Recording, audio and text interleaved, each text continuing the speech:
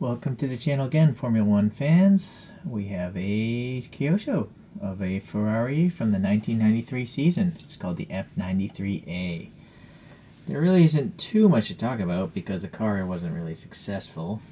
It is powered by a 3.5 liter V12 engine, making around 745 horsepower.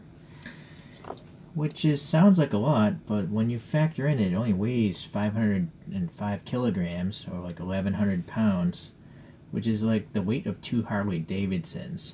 But Harley Davidsons make like 120 horsepower, so this thing must be really fast. This car did not win any races in 1993 though, so it was replaced in 94 by the 412 T1. Alright, so there's some. You can pause and compare to photos. Let's take a look. So unfortunately, the Marlboro cigarette sponsorship is censored. I suspect it's because maybe Kyosho's could have been sold at convenience stores, so keep the kids off the tobacco products. Frankly, it annoys me, but I guess that's the way it is. Let's see. I'm looking at all these graphics. I think they're all tampo prints. Every now and then you'll see decals on the F1 cars, but I think these are all tampoed. So this front wing is all made of plastic, and then the tires are slicks, of course. These suspension arms are also plastic, and there's a steel axle connecting the two wheels together, and that's why there's always exposed axle ends on the F1 cars by Kyosho. It's just for strength. This has nice like BBS type of wheels in there. Unfortunately they're black. And then the Goodyear Eagle printing is pretty good as well. I put a sticker RE on this thing. I bought it loose, no packaging or anything like that. Two screws holding it together. Not sure why you'd want to take it apart though. And then some diffuser action there. Alright, back to this side. Let's see, nice Ferrari crest there. Some graphics of the sponsorship. This is just a graphic right here. It's probably a vent on the real car. This vent goes in pretty deep here for the radiators. Is this a real vent? Nope, that's just a graphic as well. But that does probably snorkel into the engine. Alright, well, we got some protruding bumps to hide the shocks, I imagine. Pretty decent details for the seat, you know. Looks like there's some harnesses molded in, kind of like Hot Wheels does. And then the steering wheel itself is still round, and it has, you know, air passing between the arms. Is that a graphic? No, that's just red paint of the body. So this is supposed to be. Oh, you know what? I'm looking at the images. I think this actually is a black windshield on this car, so that's accurate. Maybe. Alright, there's a protruding NACA duct. I don't know if I've ever seen a NACA duct actually stick up like that. Interesting. Some sort of hatch detail lines here. Okay, what else?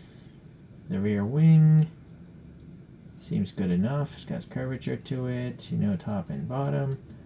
The molding of the plastic is relatively thin, you know, these sidewalls. Two main struts holding it up there, but it's solid in between. And then there's a lower wing as well. And then again, a steel axle holding that rear. And then plastic suspension arms. Two more little ducts, it seems, NACA ducts, way back here.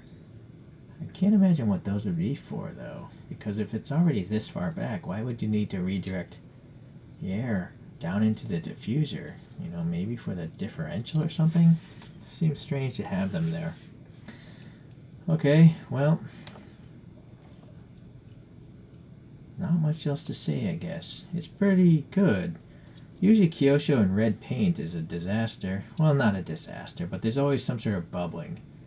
But I don't see it on this one. Which is great. It's just so unusual.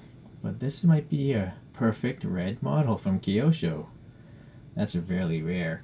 I should go buy a lottery ticket. Okay, let's take a look at a couple other Ferraris from my collection here. They're all going to be Kyoshos.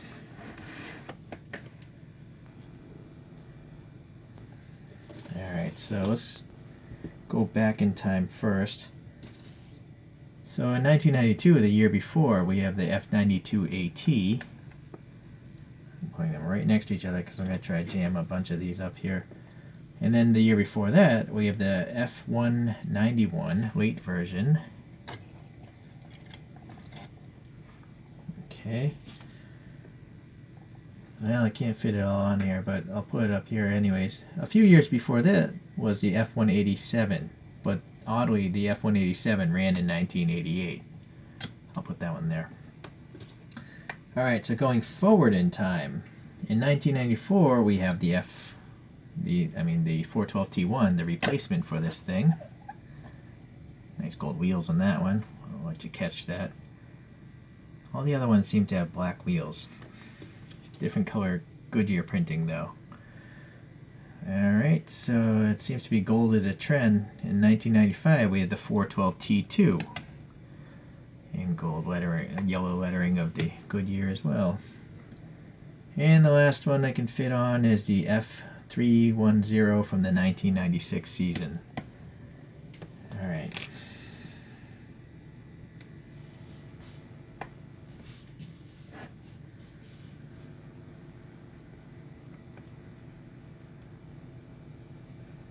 So basically everything in this car and before were just really boxy looking fuselages. But then the year after, they put the barge boards on, those little vertical fins next to the driver. And then the year after that, they started putting some wacky small wings towards the rear of the thing.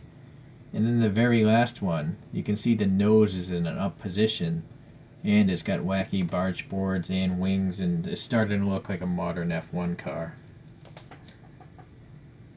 So prior to the last one, well, they experimented. This one also, the year after, they raised the tip of the nose. But these noses are all relatively low. Alright. So, that's why I like collecting these guys. Seeing the evolution of Ferrari.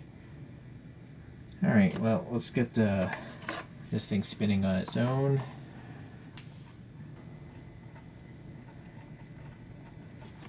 Alright, well, I lucked out. Paint job on this guy is fantastic. Unfortunately, if you're interested in getting this, you're not going to get the Marlboro sponsorship, so it's not very realistic. Also, you'll always have the exposed axle ends, but at least these are black wheels with black axle ends. So it looks a little bit blank, but I can't think of any other company making these Ferraris, so there's not much choice if you like Ferrari F1 and 1/64 scale. Alright, well anyways, I got another one coming in the pipeline, so hopefully you'll hang out and I'll get that review out to you later. Alright, take care guys.